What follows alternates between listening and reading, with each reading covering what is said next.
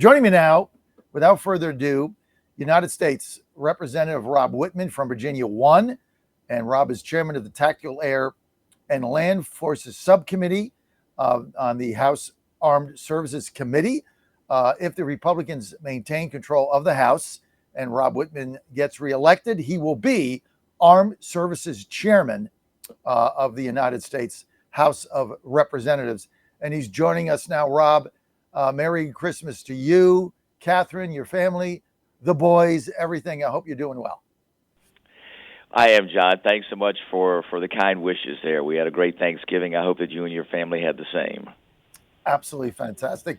Saw Joe. He got home from a couple days. He was home for like 5-6 days from University of Maryland, and we'll see him again on Christmas, and then we're good to go. So it's always fun to have him back. And then I think they open the season like mid-February, so it's coming up, right? It's going to be it's going to be good. Let's start with the Pete Hegseth situation and this Venezuela drug boat second strike, another, I guess, hoax the Democrats are putting on. Give me your thoughts on this. Well, listen, the Secretary of Defense is in charge of, overseeing these operations. Obviously, he has military leaders that are in the know about what's happening there and what you do in pursuing these military operations. I'm very confident that the military structure there operated as it should, and the decisions that were made were about carrying out the orders from the Secretary of Defense. And listen, the orders are to take out these drug boats. These drug boats are bringing, massive amounts of poison that do kill people here in the United States. And the president has said enough, and the orders are going out. Now, listen, Congress has its duty to do oversight to figure out, all the things that are happening. So the Armed Services Committee will do that. Chairman Rogers has said that we want to make sure that this is clear and that we understand, the decisions that had happened there. And the Secretary has been very forthright about saying, hey, here are the commands. Here are how these decisions were put in place by the commanders on the ground. And again, they have the wherewithal, just as they do in any military operation, to determine how do they execute the mission. And that's what, in these instances that are gaining attention, that's central to the decisions that are made there, and that is the military commanders executing these commands that come down to them from the commander-in-chief through the Secretary of Defense to these military commanders. And listen, it's always our job to make sure we understand, all of the instances and decisions behind that, to make sure that all the rules are being followed. I think that's proper. But from everything that I've been able to gather, is that it is on track to for us to see, exactly how these decisions unfolded and the exact details behind, what happened with these strikes. You hear a lot of that information, and many times it's bits and pieces of information. It's incomplete information.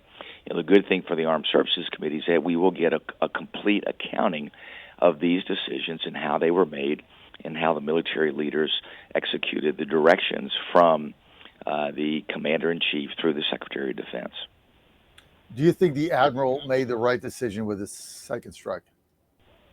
Listen, we're going to get a full divulgement of that information. I'll take a look at it when we get it. It's hard for me just through information we get from the media for me to I think preemptively make a decision there. From everything that I've heard, everything that I've seen, I think the commander has made the decisions based upon the information that he had before him, based on the mission and the objectives that were given to him by the Pentagon. But we'll have a full vetting of that, a full transparency of that, so we can fully understand. We're with Congressman Rob Wittman, Virginia 1, Republican, in line, if everything goes well, to be likely the new Armed Services Committee chairman of the House of Representatives. Rob, let's get to a couple of tough issues here.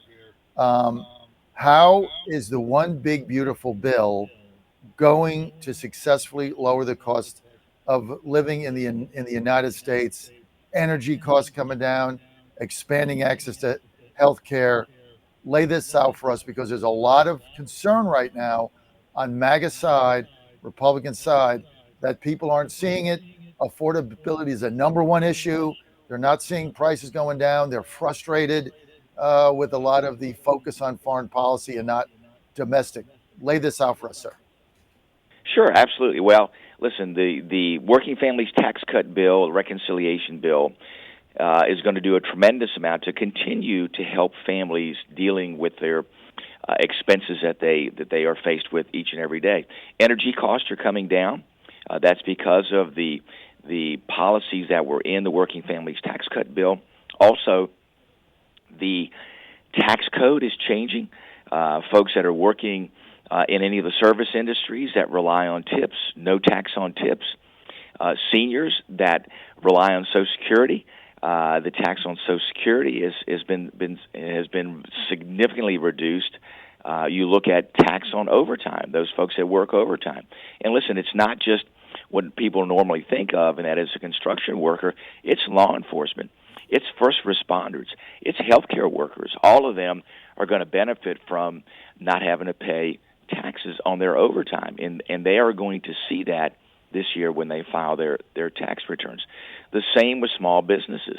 You know, the small business tax rate, John, would have gone to 43%. It stayed at 20%. If you look at what those savings accounted for, just in the 1st Congressional District in Virginia, there are about 60,000 businesses that were affected by this, and it saved them over $300 million in potential taxes that they would have otherwise had to pay if these tax rates went up. So, you know, people are going to see more and more of this in the coming year, as far as more money in their pocket, especially when it comes time to filing taxes. Also, too, the policies put in place that are helping on the agricultural side. Remember, agricultural costs are driven by input costs. Energy costs are coming down, which helps farmers. I was talking to a group of them the other day. And energy not only affects the fuel they have to put in the tractor, but remember, fertilizer requires natural gas to be produced. And so those input costs come down. Now, I've talked to them, and they said, hey, Rob, you know, we're anxious to see these input costs come down as the energy costs and other things come down. So I think they're going to be seeing that here in the months to come.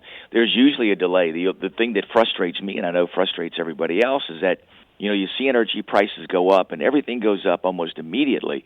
But then as energy prices come down, there's a delay in prices coming down, and I think it's because that those price reductions have to work their way through the marketplace.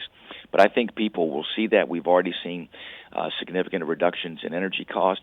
We've seen interest rates come down. We've seen house prices too starting to stabilize. We see lots of inventory on the market. You know, housing affordability is a big thing too, John. There's a number of things out there that I think are very exciting to bring down housing costs. There's new technology that can help bring down construction costs. All of those things, I think, are going to have a big impact on working families. You know, the number one issue for families is grocery cost. Mm-hmm. So I think we all have to focus on how are we going to bring down the cost of groceries, and we're starting to see that. We're starting to see egg prices come down. We're starting to see beef prices come down. So I think you're going to see that continued trend. The key for us is we have to continue that. You know, we can't just tell people about it. People have to feel this, and I think just as we saw in 2018, people are going to start to feel this impact of these policies and start to see and feel the impact of prices coming down. Well, let's hope it happens sooner rather than later, because when you look at when you look at her messaging, it's not there. We need a Magam and Dami message. He had the right message. He had this. He's a communist, so everything is going to fail. But it resonated, and he's resonating with young people right now because they're looking for what Trump promised during the campaign, which is not Israel and it's not Ukraine. It was getting this economy fixed and giving people a better opportunity. We need to, I think, get to that. Let's get to health care. It doesn't matter that Obamacare is a disaster. It doesn't matter that it's 15 years old. They all lied about it. When you get a bill in January and you're healthcare goes from $480 to $950 and you can't pay it, none of that matters. What are we going to do about that? Well, several things we have to do, John, is there are fundamental efforts underway to change the flaws with the Affordable Care Act, and it's really become the Unaffordable Care Act. First of all, is consumers have to be able to choose. They have to be able to choose what health care is best for them. Now they're being forced to buy, certain health care coverages, and many times it's more than what they need. It's more expensive than what they can afford, and so they're being forced into that, which also drives prices up. Second of all is that they're not in full control of the decisions about how they consume health care. It ought to be providers and patients that determine, how do I best use the health care that I have, that is the insurance I have, for their own health condition, but also for their own financial condition. We have to make sure that we are enabling folks to be able to do that. There's several pieces of legislation out there that we're going to be working on. We're trying to coalesce all these things together to make sure we're putting patients back in charge. Another thing, too, John, that's driving cost is on the pharmaceutical side. I mean, we have great technology here in the United States that can really bring down the cost of pharmaceuticals. Look at the agreement that the president negotiated with Lilly, and what will happen there to make sure that U.S. patients and customers are paying the same price as customers do overseas. Because for years, drug prices here were higher because United States customers were paying the cost of research and development, of advertising, and people in foreign countries were gaining the benefit of that because the pharmaceuticals were priced lower there. The president said, no, everything is going to be priced uniformly. We need to make that uniform across the spectrum. Any pharmaceutical company needs to do that. We also need to bring back home the manufacture of pharmaceuticals. In fact, we have a great company in Virginia, Flow, which actually produces active pharmaceutical ingredients here. We can bring down those costs and not have to rely on China. That's another big driver. And then another thing, too, is that we have to get rid of this middleman structure called pharmacy benefit managers. Pharmacy benefit managers are the middleman, and they get a fee for every prescription that's written. Crazy. And to me, it's insane.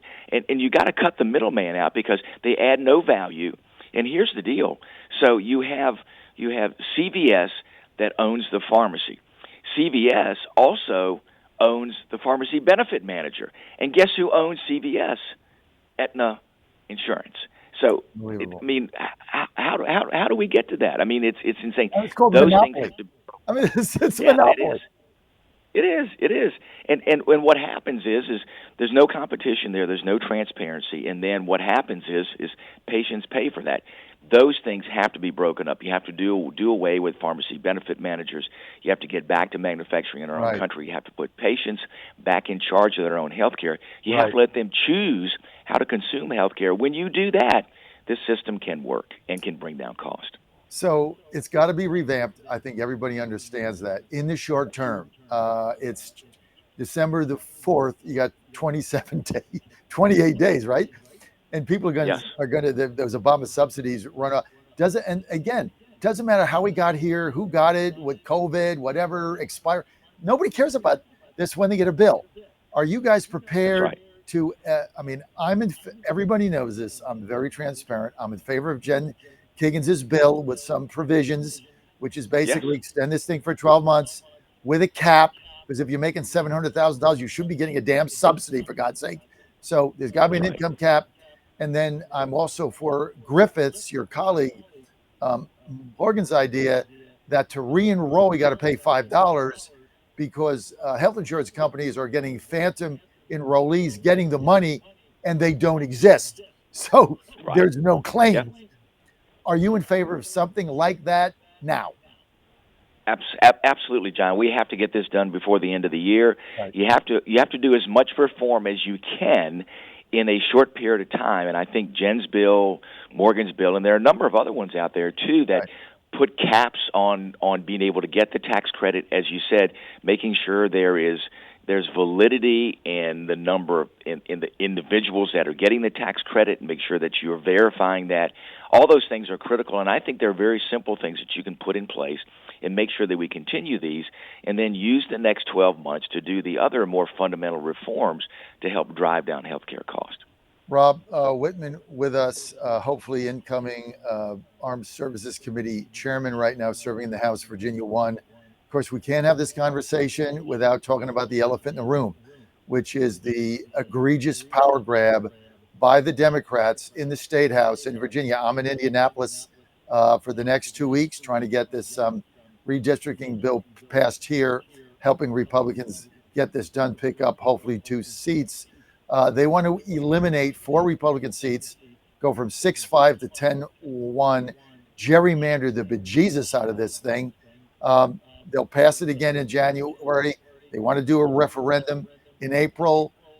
There's going to be a lawsuit, intervening election.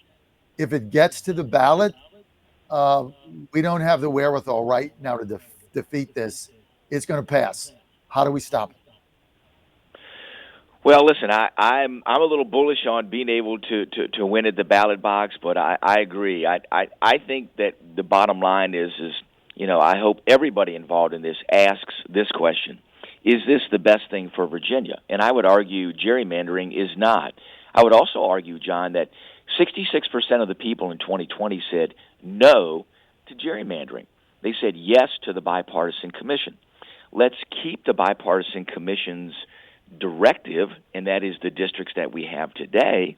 And then when the Constitution requires the next round of redistricting, which is in 2030, that we make sure that it is not elected officials that are selecting their voters.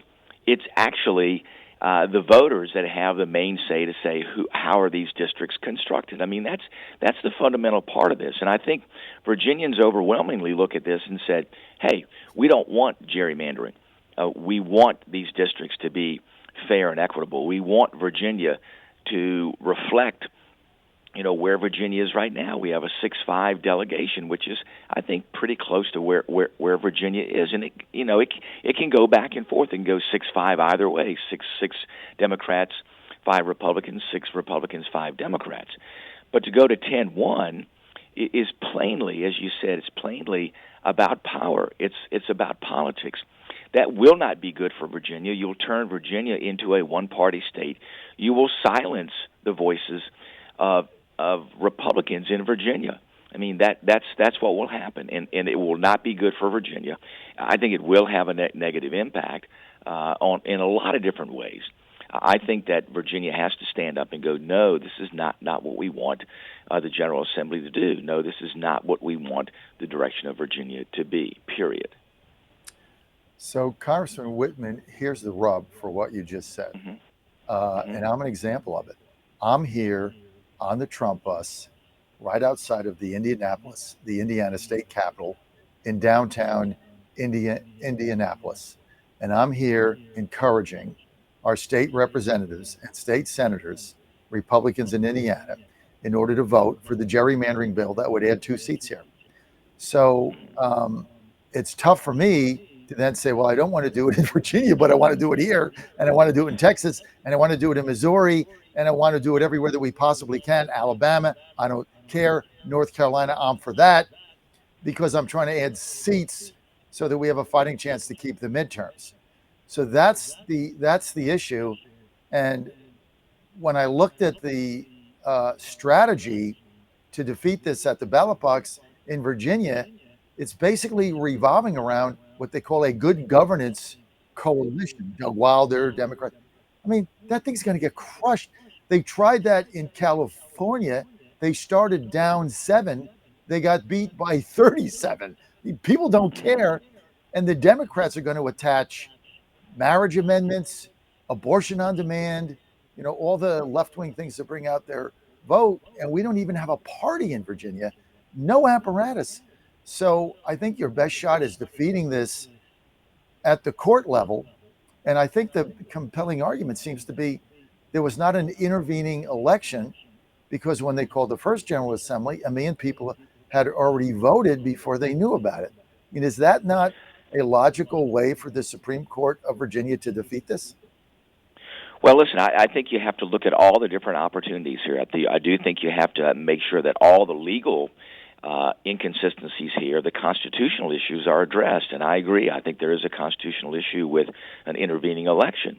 I think too that you need to, if this gets to the ballot box, I think you need to put everything into defeating it at the ballot box. I think you have to do an all of the above strategy and do everything possible to make sure that this doesn't happen in Virginia. I mean, it will be detrimental to Virginia. Listen, I understand the politics of things, but it will absolutely be detrimental to Virginia in the long term. I think that people need to understand that. I understand too the deep divisions that are out there today, and where people will look at this and go, well, yeah, I don't want gerrymandering, but I want this, that, or the other to happen politically, and therefore I'm going to justify, voting for something because of that. I think that you can appeal to people's deeper sense of what's right, and do that, as well as make sure that all the constitutional issues that are here, and there are a number of them, are addressed through the court system.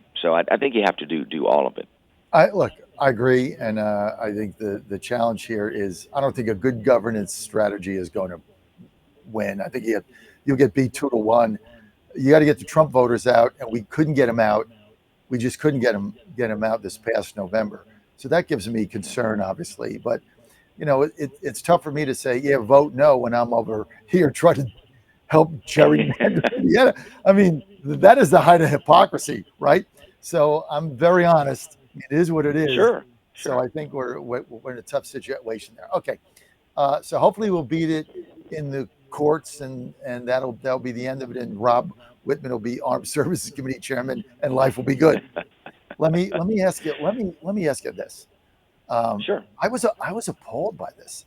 So in California, Gavin Newsom, the governor, just put up a portal for those that domicile in California, not residents, illegal immigrants, criminals, felons, rapists, murderers, doesn't matter.